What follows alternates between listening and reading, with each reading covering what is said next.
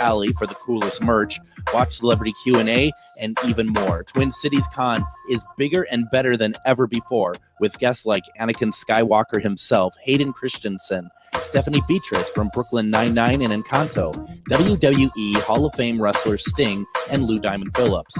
Plus, your favorite voice actors. 3 days of action-packed fun in the heart of Minneapolis at the Minneapolis Convention Center. Tickets start at $25.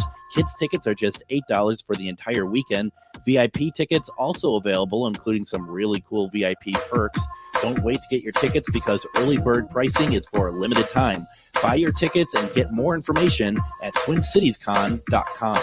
Greg Bakun here. Like many of you, I still collect physical books, and not just any books, but books about the paranormal, ufology, Bigfoot, and so much more. I go to Megas Books and Herbs, located in the Arts District of Minneapolis, but books are only part of it. Megas Books and Herbs offers crystals, jewelry, herbs, oils, and consultations on how to use this stuff. Check out their in-store classes and events too. This place has everything to expand your horizons. Located at 1848 Central Avenue, Minneapolis, or visit megasbooks.com. With your AM 950 weather, I'm Brett Johnson. Look for cloudy skies tonight with a low around 62, Wednesday partly sunny with a high near 79, and Thursday a chance for rain with a high around 80. Looking for the perfect night out? Head to Crooner's Supper Club. There's amazing shows all year long, and stop by Maggie's Lounge for cocktails and conversation. Visit croonersmn.com for more information. Crooner's Supper Club, where old school nightlife meets the 21st century. croonersmn.com. Portions of the following program may be pre-recorded. The views expressed and the opinions given by the individual host, guest, random reptoid, or chupacabra may not necessarily reflect those of AM 950 Radio, its affiliates, or its sponsors. Now, it's time to step into the unknown.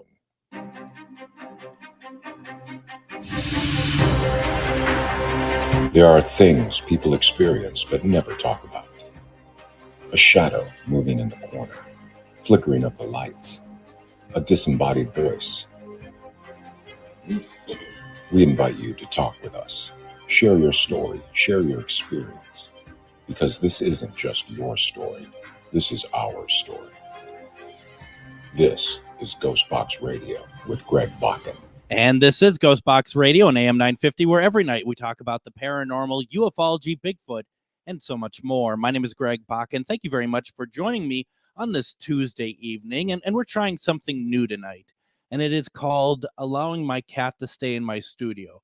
And we're going to see how long and how well that works out. Normally, I'm in my studio, and I shut the doors. I actually lock them. I mean, that's how persistent of an animal my cat Linus is. And so I locked the door because he could, I think the way that the French doors are, he could just like butt head them in. And I'm not kidding.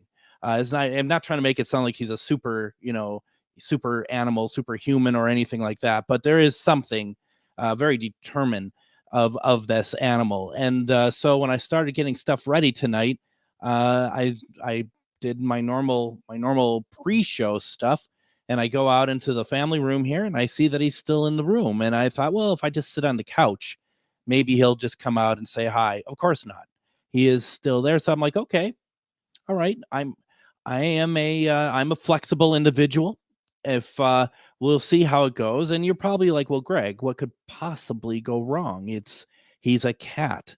Well, he's not like, I don't even know the equivalent, but normally when I'm talking, and I'm not talking to him, I'm just talking. And this is back in the days too, when I use Zoom or Microsoft Teams or something like that.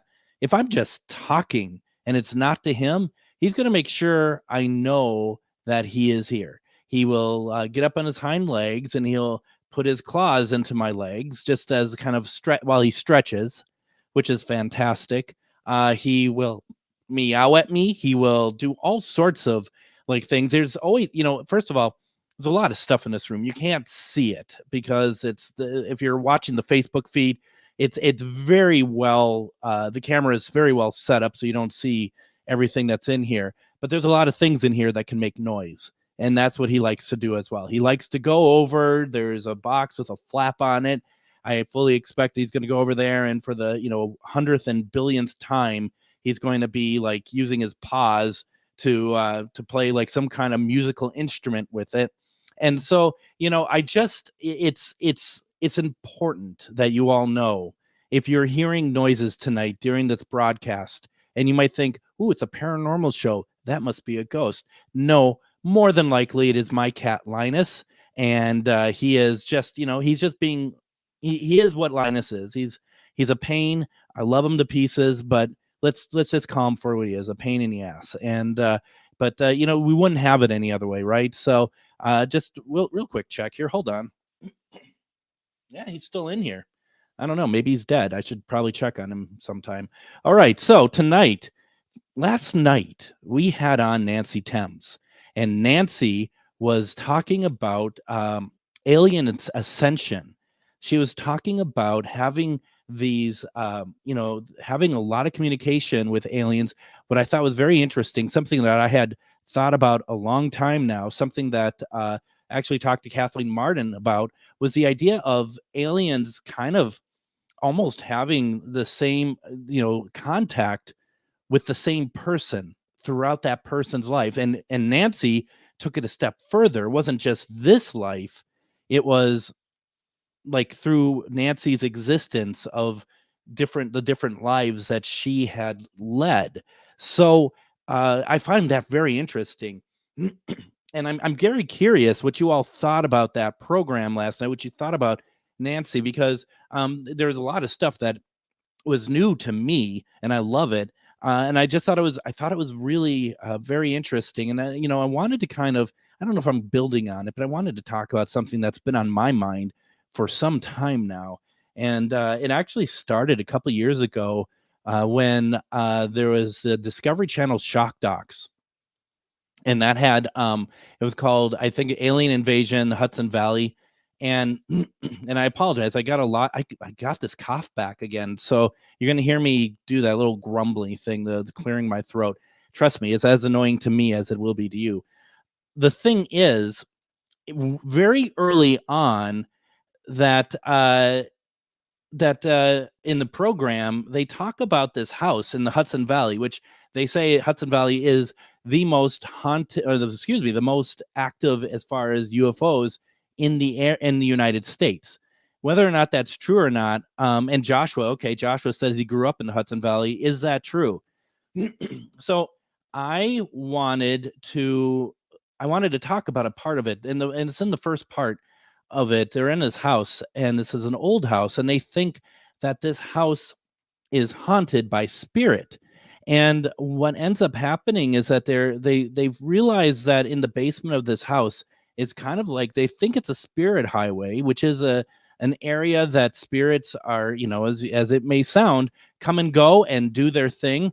And they're kind of going from one portal to another, whatever else. But it turns out, at least in this house, that it's very possible that it wasn't spirit, that it was alien. And for those of you who follow me on Facebook, and I always put out art for each episode that's going to be airing. And there's tonight is this very washed out picture, and it's like very yellow, and you see this face peering around the corner. And that was from the documentary from that house that the people who live there got before. And the features, one could say, looked like an alien. And I find that so fascinating, and it kind of made me think, along with everything else that's been going on over the past year for me in terms of my personal journey into calling through energies and things like that. It's like, how much are we looking at going to places, doing paranormal investigations? And that, paranormal covers ufology, quite frankly. But for the sake of the program, I do always wrongly put paranormal as spirits and ghosts. But how often do we go and do these investigations, and what we're picking up is not spirit, but possibly alien? And I think that is really fascinating to me. Now, I know there's going to be mediums out there, and they'll be like, oh, for goodness sake, Greg, I know who I'm picking up. I'm just throwing it out there as a theory, as a thesis statement. And I think it is something that is very I think it's very interesting to talk about and to kind of decide, are we getting more alien interaction than we ever thought we were getting? And I find that stuff very interesting. And that picture that I had put in that piece of art for the show, I found that to be, really maybe compelling might be a step too far, but certainly, something that is worth us talking about and looking at and just kind of figuring out there. So, yeah, I think that was something that I'd like to talk about tonight. And there's another program, another film, and I don't know if any of you've ever heard of it. Let's see if because I want to make sure I get it in the right order. Okay, the first film is called Sir No Face. Has anyone ever heard of the film Sir No Face?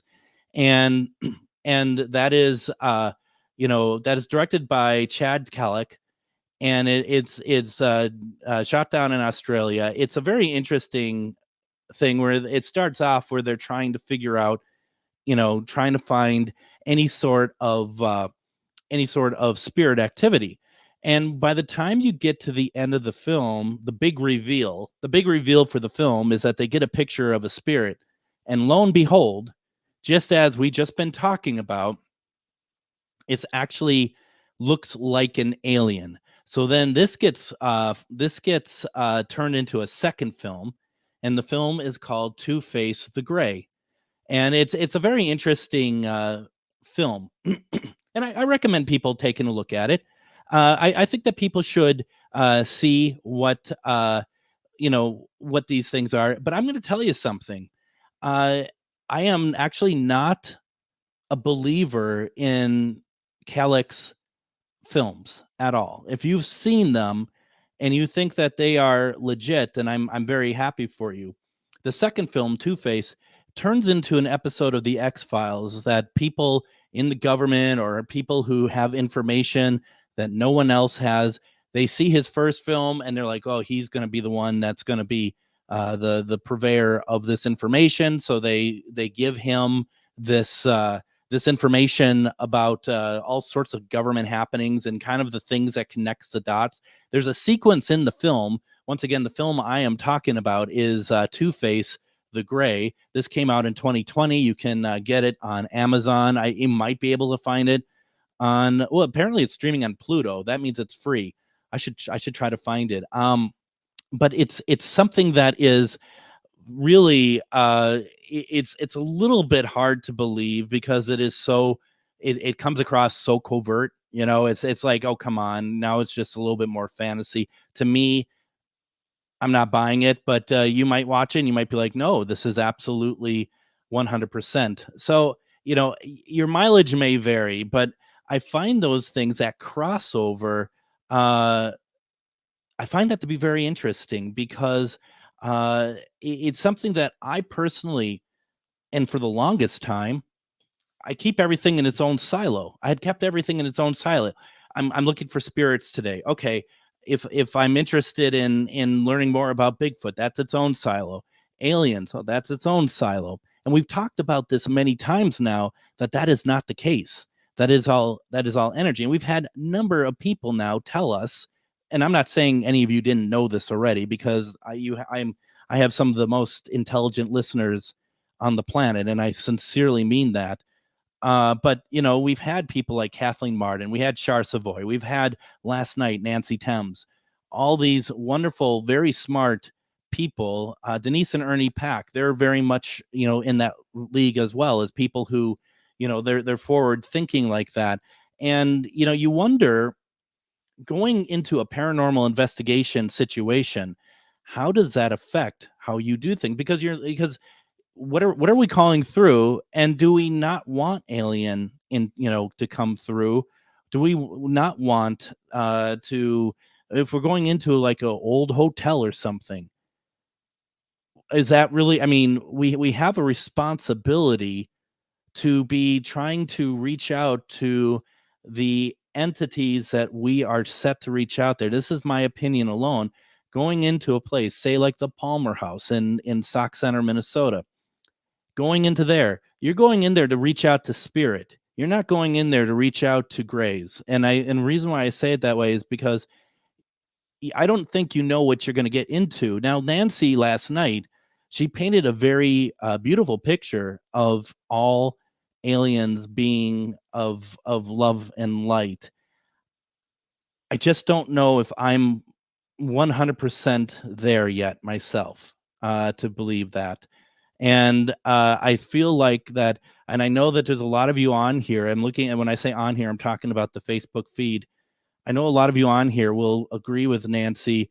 There's situations that I've had over the past 2 weeks, actually, that makes me think differently. Now, one of the things that really stuck out to me that Nancy said yesterday or last night was that she had mentioned how, we are programmed to think certain ways. And I would not disagree with that 100% at all. I think she's absolutely right. And that's kind of my internal battle that I'm dealing with.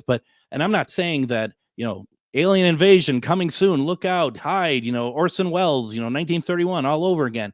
What I'm trying to say, though, is that there's been situations that I've experienced that I am not 100% sure if what we are all thinking is good means the same thing to certain factors of aliens. And that's once again, my point of view only. I don't know if anyone else agrees with it or given it much thought, or just would rather just err on the side of why can't we just come to the side of the fact that they're all good. And I think those are very valid pieces as well. I just want to talk about some stuff that's happened over the past couple weeks that I found very interesting. And there's a number of you have joined me tonight, and I thank you very much for that. It is good to see you all with me on the Facebook feed. Those listening in the radio, if you want to come over to Facebook, over at GhostBox Radio with Greg Bakun Facebook page, we're here. We've got a lot of comments, and I want to get through those. So why don't we go ahead and do this? Let's take our first break. When we come back, I want to go through some of the comments that are in the comments section here. Keep filling them up. I also want to talk to you about a CE5 experiment that I did with a friend 2 weeks ago. This is pretty incredible. You're listening to GhostBox Radio on AM 950.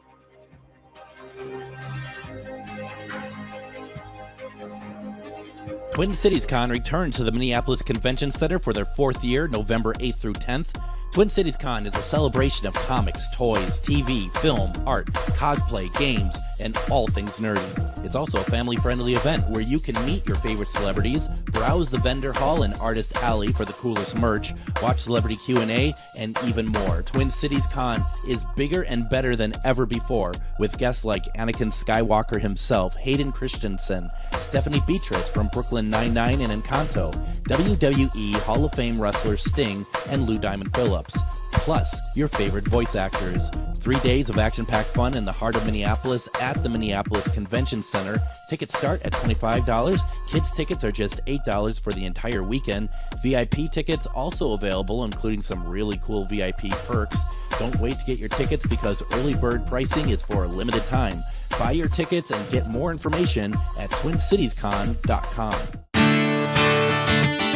Greg Bakun here. Like you, I love good, fresh, delicious food. So I want to tell you about this treasure in Roseville called Maverick's Real Roast Beef. Maverick's has the best roast beef sandwiches I've ever had. Made fresh every order. Add fries or onion rings dropped in the fryer when ordered, and you have a winning combination.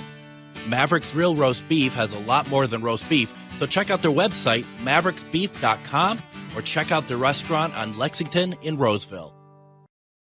Have you ever met someone who not only can help you on a deep spiritual level, but also potentially change your life?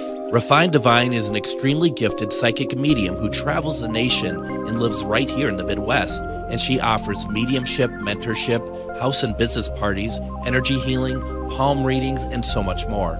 Refined Divine has helped thousands and she can help you. Hi, this is Psychic Medium Deb. I cannot wait to hear from you. You can go to refinedivinepsychic.com. This is Chad, owner of AM950. Recently, I had a large order of custom designed t-shirts that needed to be turned around in a hurry. I knew exactly who to call. Grady Gear Company. Grady Gear Company is a local company that handles large and small custom clothing and apparel orders. I had a lot of questions from color, shirt quality, and what sizes we needed.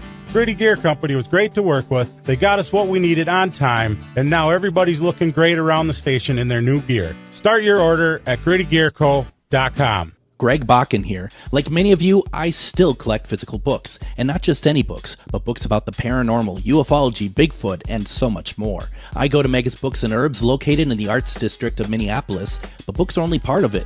Megas Books and Herbs offers crystals, jewelry, herbs, oils, and consultations on how to use this stuff. Check out their in-store classes and events too. This place has everything to expand your horizons. Located at 1848 Central Avenue, Minneapolis, or visit megasbooks.com.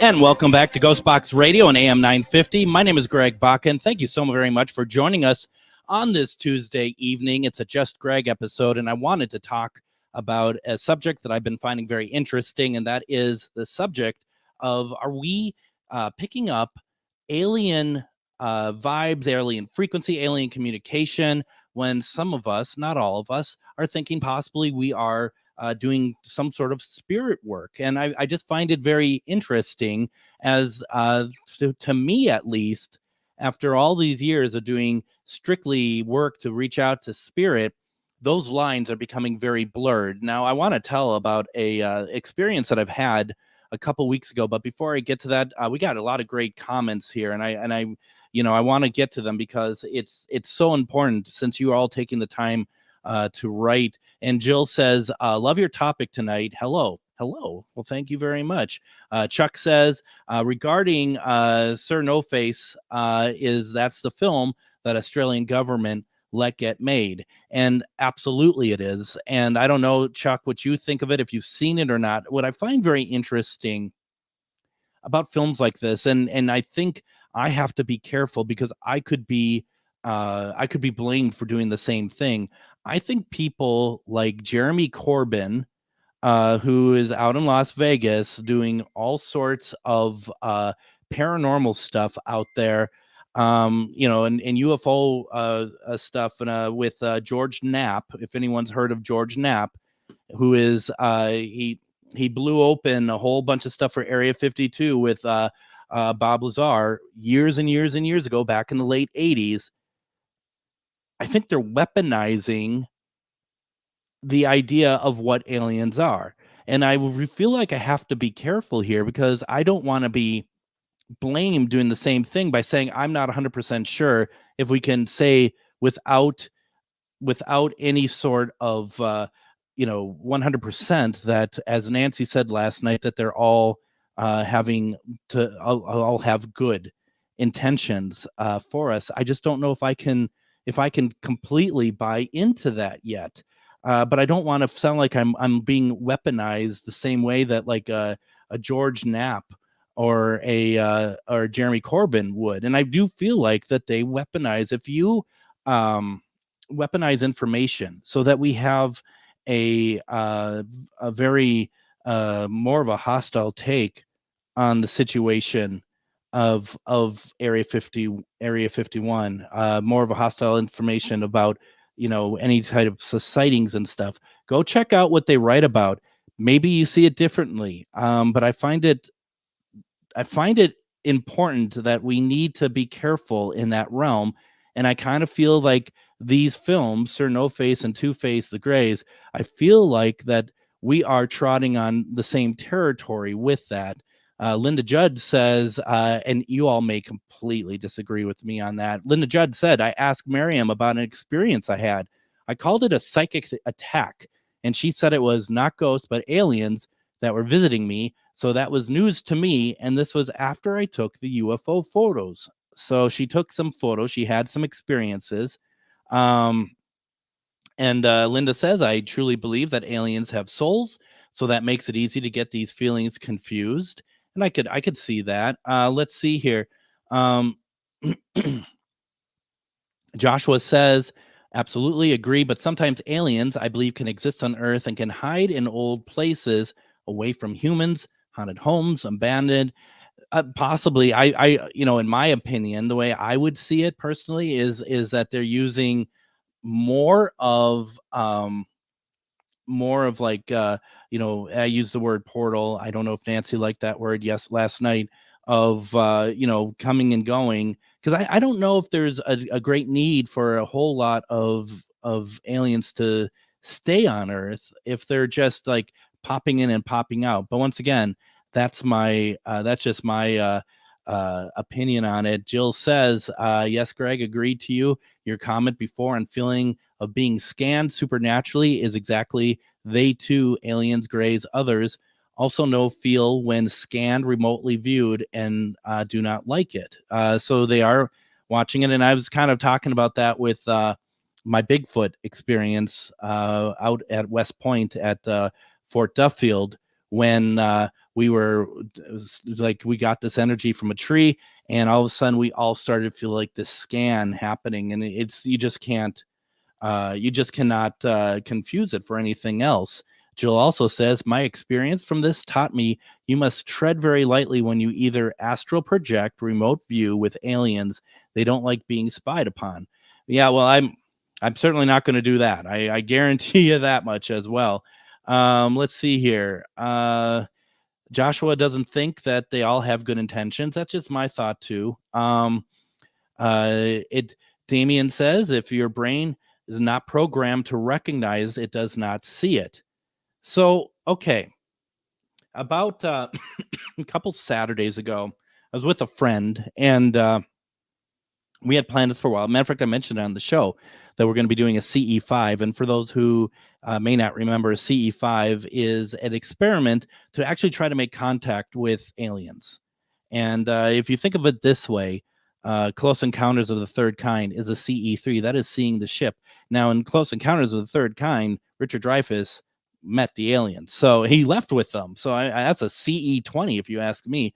I don't know where that fits in the stuff, but we went out, and there's a rural part of Wisconsin that we were in, and one of the key things here, of course, is having just the sky be beautiful. And just beautiful in the sense of clear. You can just see everything.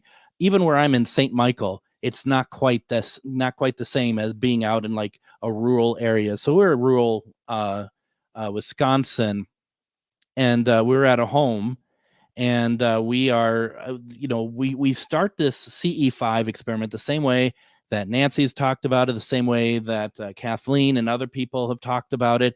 And that is including Cheryl Lynn Carter, who we've had on the show a number of times, and she's had some great experiences with CE5. So we're sitting in the front yard, and why we're in the front yard, you might ask, is because where we were, there is nobody across the street. There's enough land between the houses that you are in pitch dark. You are in pitch dark. There is nothing about this that is like there's any kind of light coming through. Across the street there are trees, long driveway. We were sitting in lawn chairs, and I am starting us off, and what's going on here is that that we start with meditation. We start with, this is our intention, why we're here, what we want to do. And our intention was to have contact with aliens, quite frankly, contact with aliens. One of the things I wanted to do is I wanted to use Spirit Box as well. Spirit Box, for those who don't realize, an invention by Frank Sumter, was actually created to reach out to aliens. That was the sole purpose. And then he started getting spirit communication. And that's where that kind of changed. Well, Gary Galka, if you remember, I've had Gary on the show last year, and he had the new SB7 Pro. And this thing like sweeps at 30 megabit per second. So it is just swinging right through. I mean, it is wickedly fast. It's just like, it's just absolutely just really fast. And my thought is the faster we can get, maybe the better chance that we can get with the communication. So I do the meditation, and I am at the end of my meditation, and I'm saying it aloud. And so I send my intentions. All of a sudden, there's a big crash. There is a big crash that happens at the side of the house. And we're just like, what is that? And we walk over, and there's a wood pile that's been there for a number of months. And at that moment, it decides to fall apart. And it falls on gravel. And we were just like, certainly, if it fell on gravel, if it was an animal, wouldn't we more than likely have heard something run away? I think we would have heard more than just that. And so that kind of, I'm not going to lie, that unnerved me from the very start, because it was like, what on earth? And let's just pretend it's coincidence. Okay, what an awful time for that to happen. I mean, it's just incredible. So we sit back down, and I do the meditation all over again. Nothing's crashing. The person I'm with, he's had some experiences before. So I have the spirit box running. It's going super fast. I have it going at 30. And I just said, hello, my name is Greg, and I would love to reach out to you, the usual stuff. And my friend's like, do you know who I am? And they say his name through the spirit box. His name is said. So with that, and we're just like looking at each other, because here's the thing. Getting spirit communication is pretty exciting, but we don't just stare at each other as soon as we get that. This has become a little bit different now. And so we end up we were just sitting there, and I start seeing something moving in kind of like the perimeter, and it looks gray. And I am just like, am I seeing something? Because don't forget, it's dark. I mean, I know that we're not making it very easy on ourselves when we're actually putting it so that it's the darkest, where our eyes are really trying to figure it out. And afterwards, because I said to my friend, I'm like, I see not one, but at least 3 people moving out there in the perimeter, and they're not fully formed.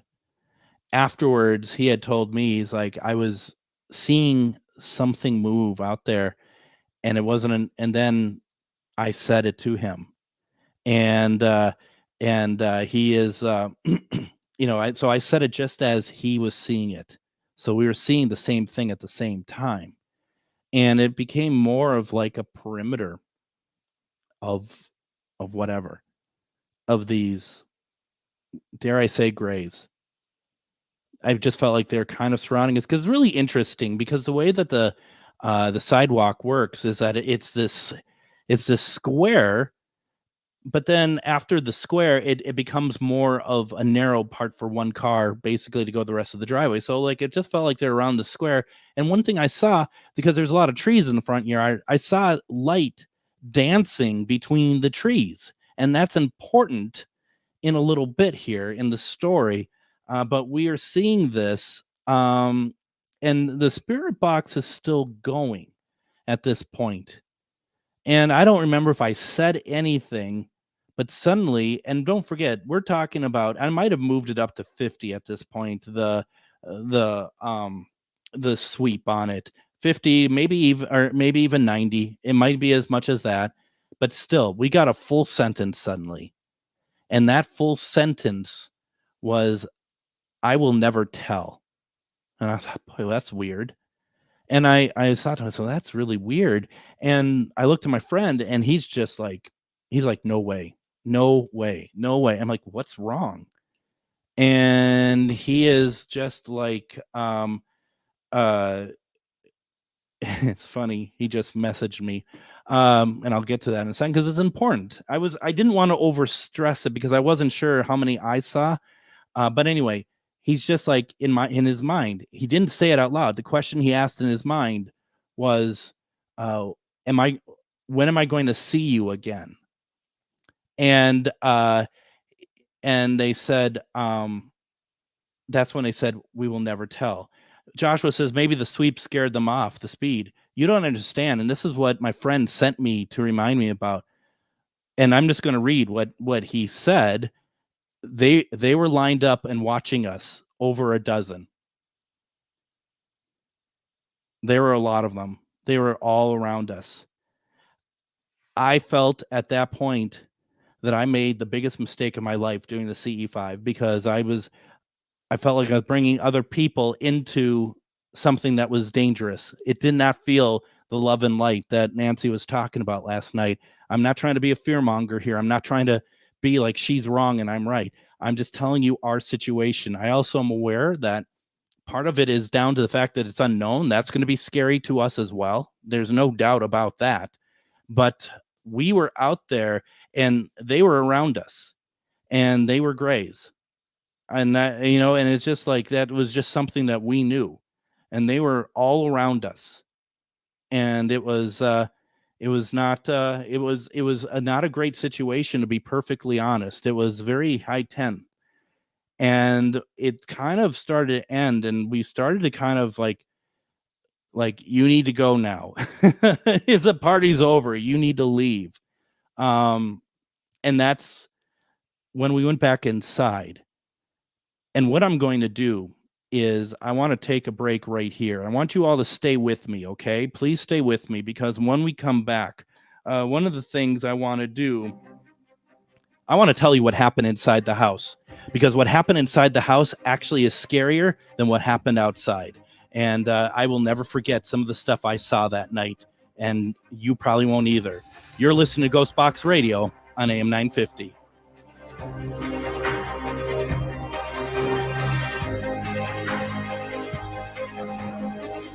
Greg Bakun here. I love historic tours of Minneapolis and seeing everything it has to offer. But if you know me, I like to include a little spooky in my tours, which is why I found the perfect combination. Minneapolis Trolley Tours does this amazing candlelight ghost tour that you have to check out.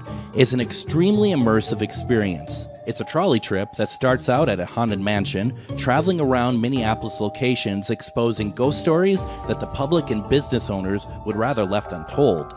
Then a tour of the aforementioned haunted mansion where ghosts of past residents from the 1800s reside, plus a lot of surprises to discover. Next, experience Gertrude's After Hours. Did I mention Gertrude is the mansion's most famous ghost? Maybe she'll show up. And you finish up the tour at Gertrude's Lounge in the haunted basement of the mansion with refreshments and Q&A. The trolleys are climate controlled and the mansion is restored to perfection. Check out MinneapolisTrolleyTours.com for more information. Greg Bakun here. I've told you about the out-of-the-world roast beef sandwiches at Maverick's Real Roast Beef, but I haven't told you about their Philly steak sandwiches, turkey bacon avocado sandwich, BLT, crispy chicken, fish sandwiches, brisket, or pulled pork. Okay, you get the idea. They make a lot of delicious food to the same standard as their famous roast beef sandwiches, and now I'm starving. I'm going to go to Maverick's Real Roast Beef off Lexington and Roseville, and you need to go too. Check out their menu at mavericksbeef.com. Gritty Gear Company is a great place to go for clothing that is fun and expressive, but did you know we also do custom orders on demand? We've worked with all types of companies and organizations, from first responders to even a certain radio station. Our team is here to help you look amazing. Our clothing is of the highest quality, and you will love your logo on the finished product.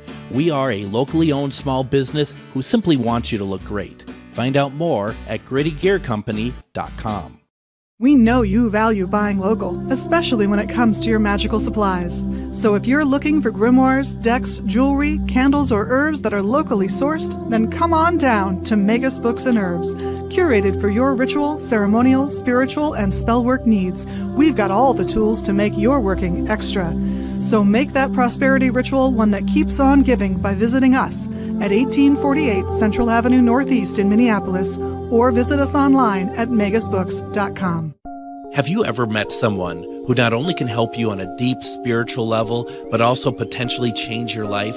Refined Divine is an extremely gifted psychic medium who travels the nation and lives right here in the Midwest. And she offers mediumship, mentorship, house and business parties, energy healing, palm readings, and so much more. Refined Divine has helped thousands, and she can help you. Hi, this is Psychic Medium Deb. I cannot wait to hear from you. You can go to refineddivinepsychic.com.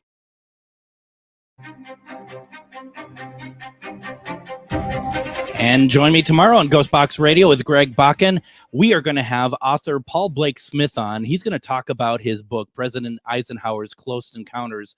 What this book is that there is a meeting or multiple meetings that took place between President Eisenhower and aliens, where some agreements were made, and with Eisenhower being the military mind that he is, might have had a deal with them that has actually kept us safe for a great number of years. And we're going to be talking about that tomorrow. Remember, he was on Paul Blake Smith, not President Eisenhower. We're trying to get him. But Paul Blake Smith was on a few months ago talking about the Richard Nixon, Jackie Gleason alien thing. So, yeah, it's going to be a great conversation tomorrow. So please join in for that. Also, we're talking about my CE5 experience with my friend here, and we're just kind of talking about what happened after we were outside. Now, a couple questions I want to get to. I'm not going to get to everybody at the moment because I want to make sure I finish the story. But Greg asked the question, how tall were they? I would say 3.5. That's what it seemed like to me, 3.5, maybe 4 feet. They didn't look tall to me at all. I don't know if my friend has anything that he would say. I think Chuck should get the award though tonight for his question. Could there be a protective sect that showed up? I think that's bingo. I think that's exactly what happened. So my friend who is part of all this, and he's had experiences before, I believe that the aliens that he has had interactions with were more like Pleiadians, okay? And they're ones that look more like Earthlings. There's a whole other story to all of that. We feel like that's who kind of came in and kept them at bay, all the Greys at bay. Now, that might just seem science fiction to anyone listening, and that's fair. I totally get it. But the thing is, it's like we are out there, and they are perfectly semicircled around us. They could be all around us for all we know. They could have been the ones that knocked over walked over the wood. But the thing was, it's like they didn't move any closer. We both saw this. This is not like, oh, I think I saw something. Yeah, I think maybe you're right. I don't know. No, we both know what we saw. And it was the same. It was the same. It's the same thing. We think that these Pleiadians came, or whatever they are, that my friend has known for his life, and they put a stop to it. So is it more of a matter of me being callous and bringing forth these Greys? Because they don't seem to be like the Greys that Nancy had talked about. These seem to be, to me, and I think my friend would agree, more like maintenance in a sense, where they're just coming they're like drones, basically. That's drone. That's the word I'm looking for. And I find that all very, very fascinating. So, Chuck, I think you're right on with that, to be perfectly honest. And yes, Chuck, Eisenhower did indeed start Area 51. Funny enough, right? Let's see here. So we go back in the house, and I go into the bathroom and I notice something very, very interesting. Now, I normally, in my head, I have like this crease. And if you're watching me on Facebook, you can see where I'm putting my hand. That's where the crease is. Um, I don't know, it's been with me my whole life. Who knows what that means? I guess I never really gave it much thought until that night, because when I went in and looked in the mirror, it was very, very, very red, and it was raw, and it was hurting. Like, it wasn't, it's just not like, it was like, oh my God, it's more or less like, oh, it's sore. It's just sore. It feels raw. And my friend is just like, what happened to you? I'm like, I don't know. I don't know what this is. And it took a day or so for it to go back. Joshua had asked earlier in the comments if we lost any time, and no, we didn't. We did not lose any time. But so I'm there trying to figure out what's going on. And then at that point, my friend's wife, she's just, and I don't know about my friend. I don't want to speak for him. I was a little rattled. I'm not going to lie. I was a little rattled from the experience and what's going on with me and stuff. And she's just like, what's the white flashing going on outside? Like, what? Yeah, it's flashing white outside. So we were in the front yard. Where we are now favors towards the backyard. So we're at a different spot, basically. And sure enough, like, one of the windows, it's just white flashing. And I like checked the radar, like, is there like a storm or something? Is it lightning? Is it there's nothing that we could discern that could be a part of this. It just very strange. And so it it's like, suddenly it's just like, it's almost like a nightmare in a sense. We start hearing knocking. Okay, we start hearing some kind of knocking, which is something that I am not. I'm not enjoying that. And they were. It was, first of all, I gotta ask my friend, because he's messaging me. They were wondering about me. Who's wondering about me? Are you talking about the aliens, the Greys? Is that what you're wondering about? Isn't it great that I'm carrying on private conversations during a broadcast? That's how I roll.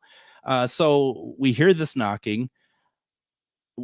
We're just kind of like, okay, enough, quite frankly. Do you remember those white dancing lights I talked about earlier in the trees out front? So I'm talking to my friend, and we're at like a breakfast nook, and there's like a bar, and there's two chairs, and then the chair between my friend and I is vacant. And I'm talking to him, and I notice this little light, and it's just moving on the chair. Just moving on this chair. This little tiny white light. I'm like, what on earth is this? And I look to my friend to see, is it like maybe his watch is reflecting off of something, like the light is reflecting onto the chair? And so I look to my friend only to see that he's watching it as well.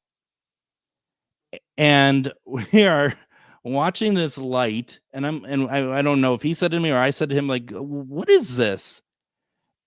And it's moving, and it starts moving by itself. It goes up the back of the chair, it goes down the chair onto the floor, and it just buggers off.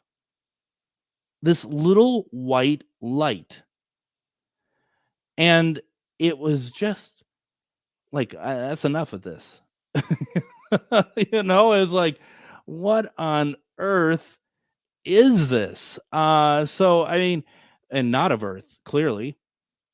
And so that was something that we were wondering if we were going to get some sort of interaction, and the official answer is yes, we did. That is the official answer. That was it was incredible. It was truly one of those amazing things. And now that a couple weeks have passed, I want to do it again.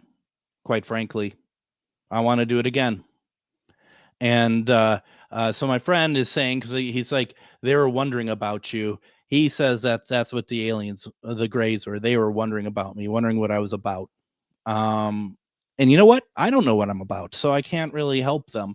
But you know, I don't know if they were like trying to get information from my mind, and that's where that redness comes from. I don't know what it is.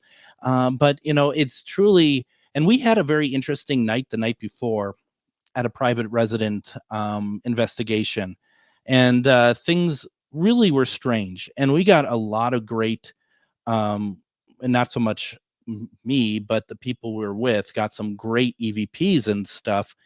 And so like the whole night, the whole weekend, we were very much we were faced with a lot of strange things. And yeah, it was incredible. It was absolutely incredible. And I do think that when you put the effort in and you do the due diligence of setting the intentions now, and with the same person that I went that we did the CE5, we also did a Bigfoot thing over in a part of Minnesota. And we were just like, let's see what we can do using the same idea of using intention. And sure enough, after we start doing something, and I was playing, and this was at like 3 in the morning, so it wasn't probably the nicest thing to do, blaring this recordings of what people believe is Bigfoot growls and stuff. We start hearing tree knocking across the river, across the Mississippi River, and we have this incredible experience. We start hearing some noises and some yells or something further off across the river into the Wisconsin side. All of a sudden, out of nowhere, in the river, something jumps up in the water and then lands in the water. Now, you could be like, well, it's some kind of fish, surely. It probably is. But once again, the coincidence, it didn't happen at all before we did it. It didn't happen after we did it. I've been in that area a number of times. It's never happened. And you know, just those incredible moments. My friend is reaching out to me, and he's just like, let's do a show and we can talk about it more. Would you all be interested in hearing more about this, especially from another perspective? I think that would be amazing. Because this is my perspective. This is my side of it, and there are two sides to it. There's two experiences that had happened, and you know, my friend and I, we have not talked about this since that weekend. We have not communicated about it. We have not really done anything. So okay, yeah, that sounds good. Let's do that. Let's get that in there and talk about it. So yeah. Yeah, Nicole, it was wild. So yeah, it was pretty incredible. It was pretty incredible. And for someone who I consider myself to be fairly seasoned at it, that this was quite the night for it. Absolutely. Linda says, have your friend on the show. Yes, let's hear more about your experience. You know, and the thing is too, Jill says that great experiments, Greg. Just be ready, but love the interactions you received thus far. And I think that's true. I think that we can all learn from each other from our experiences. You know, a number of you are putting into the comments what you've experienced. And even though I haven't read all of them, they are certainly stuff that I'm keeping in mind too, because you know, there's also this thing too. If I'm saying this and some of you go try it, I don't want anyone to get hurt. Just as if you're telling me what you're doing and I go try it, I don't want to get hurt either. We want to make sure that we are a community that takes care of each other when we're doing these experiments, because I don't think that they all go perfectly well, to be perfectly honest. And we just got to be careful about that. I'm not going to lie. When we were out front, I thought we were going to be abducted. I really did. They were around us, and I thought that they were coming to get us. And it wasn't fear for the possibility of that happening. It was fear that I allowed us to get to that point, and I have people I care about with me. You know, that was the bit that I felt like I was being irresponsible. That was kind of how I felt in that situation. And because we were face to face with these entities that it seemed in a sense militaristic, in the sense that they were just lined up evenly spaced around us. And as Chuck had said, is there something that stepped in? And that's how I took your comment, Chuck. Let me know if that wasn't really what you meant. But I think something stepped in to be like, nope. And Nicole asked a very good question. She asked the question of, do you feel the Greys had bad intentions, or just curious about you guys or your abilities, technology? In my personal opinion, which I think would once again differ very much from Nancy's, and I think they're amoral. Does that make sense? Amoral to the point of like, I talked to Shar about this, and Shar always says, and I think it's a great way of talking about it, like if you said to them like, my arm's hurting today, they'd pull it off because they think that that's what you would need to get the help that you're looking for. I don't think they're trying. I think that this is what their intention is. Like they're a race that does work on people. They carry out scientific experiments. I don't know. That's my thought on it anyway. How can we be done already? This moves by so quickly, folks. Thank you so very much. I have to cut it off. We have another show coming up. Stephanie Miller's next. But let's do another one of these. We'll get my friend on tomorrow. Join us as Paul Blake Smith will be on. We'll be talking about President Eisenhower. Everyone have a great night, and we'll see you tomorrow.